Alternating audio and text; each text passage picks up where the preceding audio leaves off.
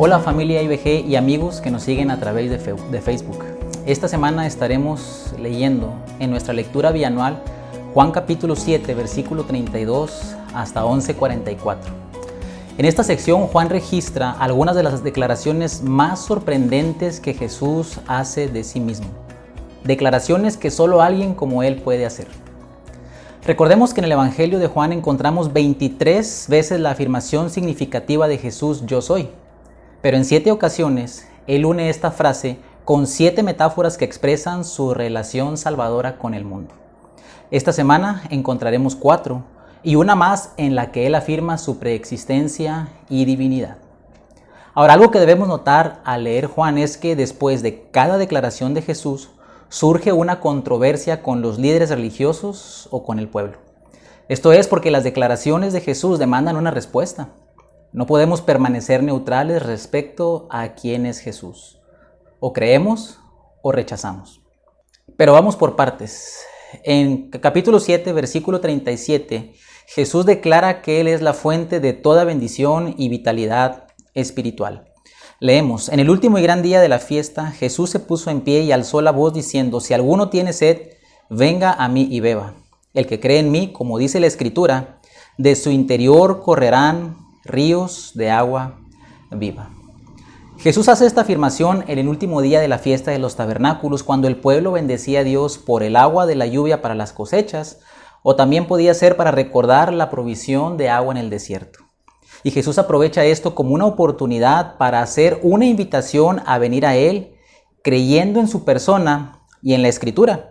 Nota que el versículo 38 dice, el que cree en mí, como dice la Escritura. Ahora, ¿a qué Escritura se refiere? Puede ser una alusión a Ezequiel 47, donde se describe la bendición de Dios como un río que fluye, pero también nos recuerda la invitación de Isaías 55, donde Dios dice a todos los sedientos, venid a las aguas. Ahora, nota cómo Jesús dice que esos ríos de agua viva corren en el interior de la persona. Y Juan nos explica a qué se refiere en el versículo 39. Nota que el texto dice, esto dijo del Espíritu que habían de recibir los que creyesen en Él, pues aún no había venido el Espíritu Santo porque Jesús no había sido aún glorificado. Entonces, a lo que Jesús se refiere es a una calidad de vida superior que es producida en el interior por el Espíritu Santo. Y nota para quién está disponible. Este Espíritu lo habrían de recibir los que creyesen en Él. Entonces Jesús nos dice que Él es la culminación de todo lo que representaba la fiesta de los tabernáculos y es la bendición plena y total de la presencia de Dios en la vida del creyente por el Espíritu Santo morando en Él. Entonces, si tú eres creyente, esos ríos de agua viva están en ti. El Espíritu Santo ha venido a ti, te ha dado vida y te capacita para vivir una vida de plenitud y obediencia que refleja su obra interior en ti. Querido hermano, no estás solo en la vida cristiana. Ahora sigamos adelante. En la misma fiesta, Jesús se identifica como la luz del mundo. Capítulo 8, versículo 12 dice, otra vez Jesús habló diciendo, yo soy la luz del mundo. El que me sigue no andará en tinieblas, sino que tendrá la luz de la vida. Ahora es interesante que esto también es una alusión a la columna de fuego que alumbraba y guiaba a los israelitas. Nota cómo Jesús dice, el que me sigue. Y eso es precisamente lo que hacían los israelitas con la columna de fuego. La columna de fuego se levantaba y ellos la seguían. Entonces, ¿quieres salir de las tinieblas del pecado y de vivir una vida sin propósito? Sigue a Jesús. Él es la luz. Deja que Él te alumbre. En capítulo 8, versículos 31 al 32, Jesús también nos muestra cómo se mira un discípulo. Leemos así, dijo entonces Jesús a los judíos que habían creído en Él, si vosotros permaneciereis en mi palabra, seréis verdaderamente mis discípulos y conoceréis la verdad y la verdad os hará libres. Entonces, un discípulo, en palabras de Jesús, se muestra en permanencia, conocimiento y libertad. Así, mientras permanecemos en su palabra y vamos creciendo en nuestro conocimiento de la verdad, vamos experimentando más santificación. Jesús no solo nos salva de la condenación del pecado, sino del dominio, del poder del pecado en nuestras vidas. En este mismo capítulo 8, donde los judíos se glorían de ser descendientes de Abraham, Jesús les declara que eso no es suficiente. No se trata de nacionalidad, se trata de creer. De hecho, Pablo dice en Gálatas 3:9, de modo que los de la fe son bendecidos con el creyente Abraham. Y aquí estamos tú y yo, si hemos creído en Cristo. Al final del capítulo 8, en el versículo 58, encontramos la asombrosa declaración de Jesús en cuanto a su preexistencia y a su divinidad. Nota cómo dice, Jesús les dijo, de cierto os digo, antes que Abraham fuese, yo soy. Y esto es una alusión directa a Éxodo 3:14, donde Jehová se revela a Moisés como el gran yo soy. No había duda de que Jesús les estaba diciendo que Él es el Dios del Antiguo Testamento encarnado. Jesús se presenta como el todo suficiente Dios hecho hombre. Por tanto, yo puedo confiar y descansar en Él, porque Él es el gran yo soy. Sigamos adelante, capítulo 9. En capítulo 9 encontramos a Jesús dando vista a uno que nació ciego. Y el pasaje nos dice que este es un milagro que nunca había ocurrido.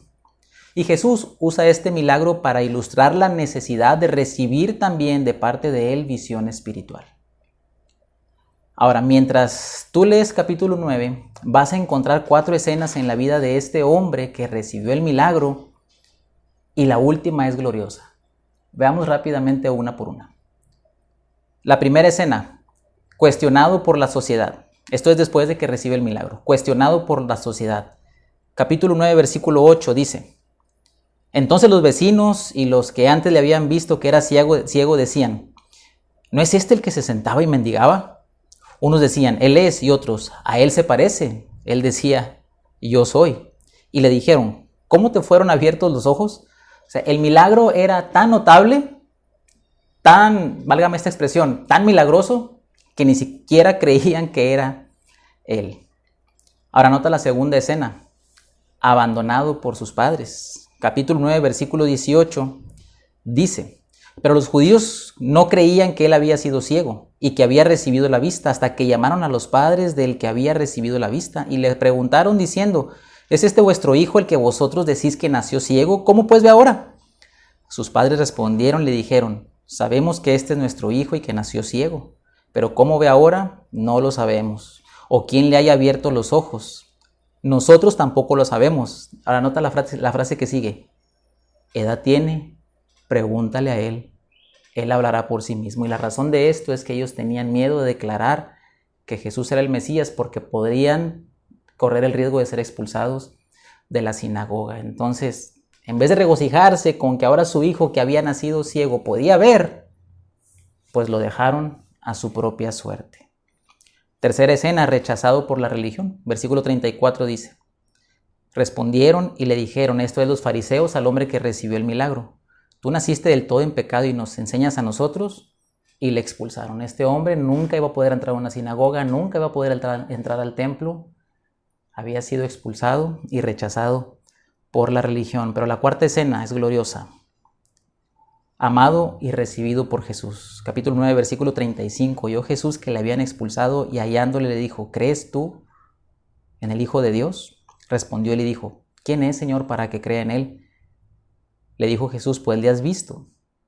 El que habla contigo, él es. Y nota esta respuesta. Y él dijo, creo, Señor, y le adoró. Sí, cuestionado por la sociedad, abandonado por sus padres, rechazado por la religión, pero recibido por Jesús y ahora él adorando a Cristo. Lo que nos dice que el milagro que recibió no solo fue de visión física, sino también de visión espiritual. En 2 Corintios 4:5, Pablo nos dice que Dios manda que las tinieblas resplandezca la luz para la iluminación del conocimiento de Dios en la faz de Jesucristo. Si tú y yo queremos ver a Cristo, necesitamos la predicación del Evangelio que alumbra nuestros ojos. Y como creyentes necesitamos seguir recibiendo su luz para entender su palabra. El Salmo 119, 18 dice: abre mis ojos y miraré las maravillas de tu ley. Necesitamos la iluminación constante de Cristo en nuestras vidas. Pero si tú dices que no necesitas a Jesús, que tú estás bien, que no pasa nada, tú permaneces ciego. En capítulos 10 y 11 vemos 3 declaraciones más del yo soy. En capítulo 10, del 7 al 14, Jesús dice: yo soy la puerta. No hay dos puertas. Solo a través de Jesús puedes tener salvación. También dice: yo soy el buen pastor, como el gran pastor Jehová del Salmo 23.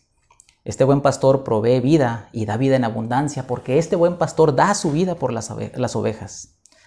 La vida en abundancia no está en un estatus social o en las mentiras y ofertas que este mundo nos propone. Las Escrituras dicen que el mundo pase y sus deseos, pero el que hace la voluntad de Dios permanece para siempre. La vida abundante está en seguir al buen pastor Jesús y creer su palabra.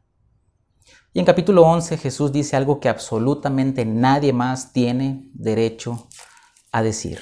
En 11:25 leemos: Jesús dijo: yo soy la resurrección y la vida. El que cree en mí, aunque esté muerto, vivirá. Y todo aquel que vive y cree en mí, no morirá eternamente. ¿Crees esto? Nota cómo Jesús demanda una respuesta a esta declaración. Jesús le pregunta a Marta: ¿crees esto? Y en versículo 27 vemos la respuesta. Le dijo: sí, Señor, yo he creído que tú eres el Cristo, el Hijo de Dios, que has venido al mundo. Mientras los líderes religiosos constantemente cuestionan a Jesús mostrando su rechazo e incredulidad, esta mujer sencilla y humilde responde con fe y cree las palabras de Jesús. Y eso es verdad también para ti y para mí. Querido hermano, amigo, Jesús no demanda religión, rituales u obras externas. Él solo pregunta: ¿crees? ¿Y tú? ¿Crees? Jesús confirma sus palabras resucitando a Lázaro, pero más aún Jesús confirma sus palabras cuando Él murió y resucitó al tercer día. Jesús es con toda autoridad la resurrección y la vida. Eso debe maravillarnos y movernos hacia una adoración más profunda, porque su vida es nuestra vida y su resurrección es la nuestra. Podríamos terminar esta sección diciendo lo que dijeron las personas en capítulo 7, versículo 46, donde leemos así: los alguaciles respondieron: jamás hombre alguno ha hablado como este hombre. Y nadie ha hablado ni hablará nunca como este hombre, porque este hombre es Jesús, el Hijo de Dios, el Verbo hecho carne. Él es nuestro Salvador, nuestra vida abundante y nuestra esperanza eterna.